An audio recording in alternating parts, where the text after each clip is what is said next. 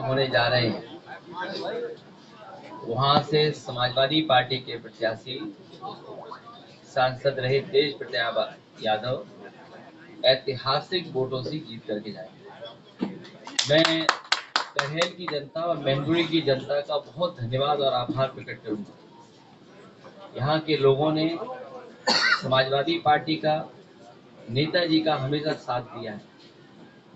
किन्हीं भी कठिन परिस्थितियों में या राजनीतिक कोई फैसला हुआ होगा, यहाँ के लोगों ने समाजवादी पार्टी का हमेशा साथ दिया है। करहेल उपचुनाव में जो होने जा रहा है, ये वो विधानसभा है जहाँ की जनता समाजवादी पार्टी को हमेशा चुनती रही, और इस बार के चुनाव में मैं कह सकता हूं कि पहले से ज्यादा समर्थन है। हर वर्ग के लोग साथ हैं, हर वर्ग के लोगों का सहयोग और समर्थन मिलेगा। परिणाम बहुत ऐतिहासिक होने वाला है करेल विधानसभा। जहां तक भारतीय जनता पार्टी का सवाल है, Bharatiya Janata party by elections में किसको लड़ाएं, कैसे पीडीए का मुकाबला करें। पीडीए से घबराए हुए वो बैठे हुए हैं। पहले तो कभी कभी सुन भी लेते थे उनके मुंह से पीडीए, लेकिन इधर जो पीडीए की ताकत या पीडीए के लोग इकट्ठे हुए, एकजुट हुए, अब पीडीए कहना भी वो भूल गए। और इसलिए भूल गए हैं कि पिछले जितने भी फैसले उनके हुए और पूरा कार्यकाल उठा करके देखें, सबसे ज्यादा भेदभाव, सबसे ज्यादा अन्याय, सबसे ज्यादा भेदभाव का शिकार अगर कोई हुआ है तो ये पीडीए परिवार के लोग। मैं जानता हूं, क्योंकि चैनल बहुत पेड होते हैं आजकल। जिस तरह से एक नई संस्कृति है, नई टेक्नोलॉजी के साथ प्रीपेड चलते हैं, प्रीपेड पोस्ट पेड। जब मैं देख रहा था तो चिंता चैनलों को इस बात की थी कि तेज प्रताप ने तिलक कितना बड़ा लगाया। उन्हें विकास की चिंता नहीं है कि कन्नौज, मैनपुरी या आसपास के क्षेत्र में एटा या बगल के जिलों में कितना विकास किया, इसकी चिंता नहीं है। चिंता इस बात की भी होगी कि कौन कौन बैठा था कुर्सी पर, कौन कौन तस्वीर में है। आज सवाल वही है जो पहले थे। महंगाई वैसे ही बढ़ती चली जा रही है, बेरोजगारी वैसे ही बढ़ी, और जिस रफ्तार से समाजवादियों ने विकास करना शुरू किया था, उस विकास को रोकने का काम किया। संविधान की लड़ाई, बाबा साहब भीमराव अम्बेडकर जी का दिया हुआ संविधान, उसके तहत जो हक अधिकार मिलने चाहिए वो भी अभी अधूरे हैं।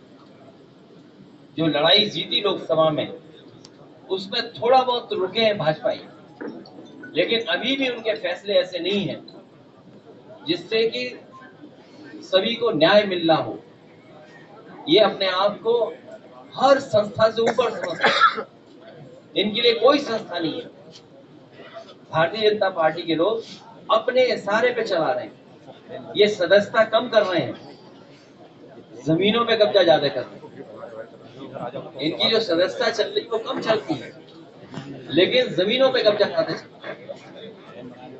इतना भ्रष्टाचार, बेईमानी, लूट कभी नहीं होगी जितनी इनकी सरकार में।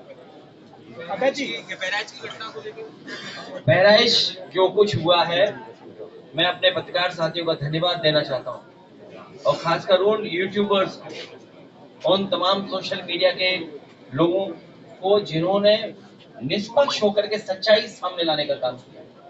और सच्चाई ये है कि भारतीय जनता पार्टी ने जानबूझ करके दंगा कराया, क्योंकि उनको पता है कि चुनाव आ गया है, किसी भी सवाल का जवाब जनता में नहीं दे सकते।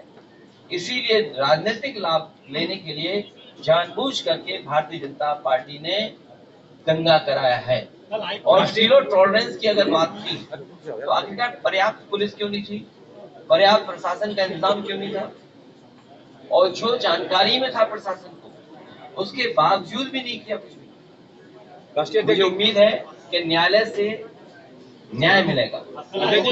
गठबंधन का क्या स्वरूप रहेगा? दो सीटें कांग्रेस को देने की बात चल रही है क्या? भारतीय जनता पार्टी जिसको चाहे उसको गिरफ्तार कर ले, पत्रकार साथी भी गिरफ्तार हो जाते हैं। अगर वो कोई सच्ची न्यूज चला दें तो फोन आ जाता है उनके पास, उनको बाकायदा ब्रेकिंग न्यूज व्हाट्सएप पे मिलती है कि आपको ब्रेकिंग न्यूज यही चलानी है जो व्हाट्सएप पे आई है।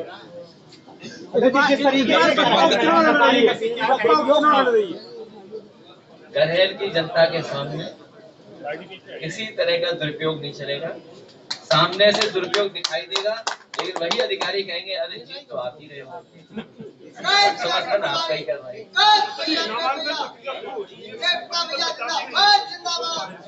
अभी ये चाचा ने जो कहा वो ठीक था, कि उनके पास प्रत्याशी नहीं है, ढूंढ रहे हैं। कांग्रेस गठबंधन को लेकर के क्या कहेंगे? कांग्रेस कह रही है कि हम चुनाव नहीं लड़ेंगे, नाराजगी दिखा रही है कि हम 2 सीट नहीं चाहिए। अभी नामांकन चल रहे हैं, समय है, ये हम दो दलों की बात है, हम लोग रास्ता निकालेंगे। अच्छा जी, अयोध्या की मिल्की कुछ सीट जो थी उसको कानूनी पेचीदगी का स्वरूप दिया गया, लेकिन ऐसा कुछ है नहीं वहाँ, क्या कारण है? सच्चाई आप भी जानते हो, जिस सरकार ने बीएलओ हटाए हो, सब अधिकारियों को हटा दिया हो, अपनी मनमर्जी के अधिकारी पोस्ट कर दिए हो, मुख्यमंत्री जी एक बार नहीं कई बार गए, कई बार विकास का पैकेज भी दिया उन्होंने, और जब इंटरनल सर्वे करवाया उन्होंने तो इंटरनल सर्वे में बीजेपी हार गई।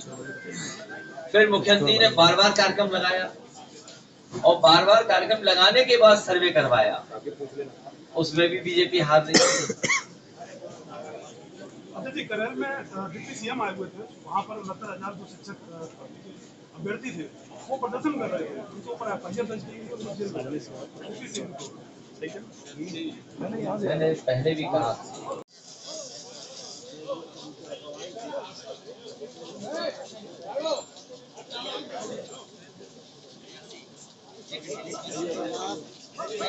साथ हो जाओ भाई, साथ रास्ता में